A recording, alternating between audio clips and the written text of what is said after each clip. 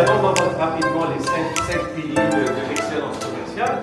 Et pourquoi? Parce qu'on cherche des piliers du succès commercial, je dirais de la vente. Parce que moi, je peux vendre ces bureaux à quelqu'un qui veut ce bureau et je lui dis voici le prix. Et il aime ce prix. Moi aussi, je peux le faire. Mais je ne vais pas être dans le succès commercial de bureau. Parce que je ne maîtrise pas du tout les bureaux. Donc, on ne parle pas de vendre, mais on parle de l'excellence commerciale et d'avoir un succès commercial.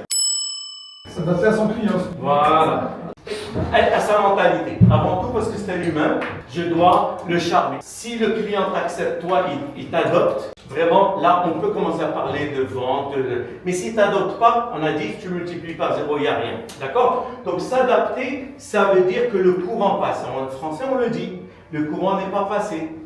Donc, si le courant ne passe pas, il n'y a pas de vente, il n'y a pas de négociation, il n'y a rien. Donc, le premier truc sur lequel je dois me focaliser, c'est comment faire en sorte que le courant passe entre moi et cet humain.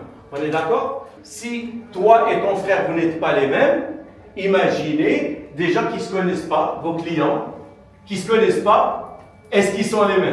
Quand on comprend ça, c'est qu'on ne pourra jamais traiter deux personnes de la même manière parce qu'elles ne sont pas les mêmes. D'accord? Même pour le même bien, pour le même truc. L'excellence. Je maîtrise n'importe lequel d'entre vous. Si vous allez ramener quelqu'un pour mettre du carrelage dans votre salon, est-ce que vous voulez quelqu'un qui connaît ou là quelqu'un qui maîtrise? Ah, vous voyez que personne ne veut des gens qui connaissent.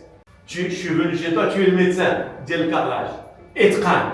Connaître, c'est ça le problème. Je veux vendre le digital, mais moi-même, je ne suis pas très fort en digital. Et j'espère que le client va juste, je vais lui dire des mots, il va accepter. Non, mon vieux, on veut la maîtrise de son métier. Et ça veut dire que si tu fais par exemple des bureaux, mais tu connais le bois, tu connais le faux bois, tu connais qui c'est qui importe, qui c'est qui vend, les taux qui montent, qui descendent, quel pays, je dis n'importe quoi. Tu connais tout. Là, tu as un bagage pour t'adapter à tes clients. Troisième truc, c'est, voilà, maintenant le suivi. Donc maintenant, imaginez, moi je vais vendre mes formations à quelqu'un, je rentre, je maîtrise parfaitement le sujet. Et je m'adapte à ce client. Et lui, le besoin, quand est-ce qu'il l'a? Dans 1 an et 3 mois. Il commence à y penser. Tu crois qu'il va se rappeler, il y avait un monsieur qui s'appelait Kenneth Pradeli, j'ai ça.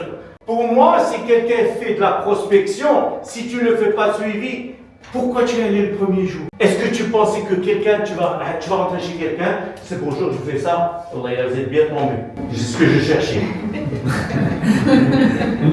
Ça n'existe pas. Donc si tu n'as pas l'intention de faire un suivi rigoureux, ne va même pas le premier jour. La prospection égale suivi.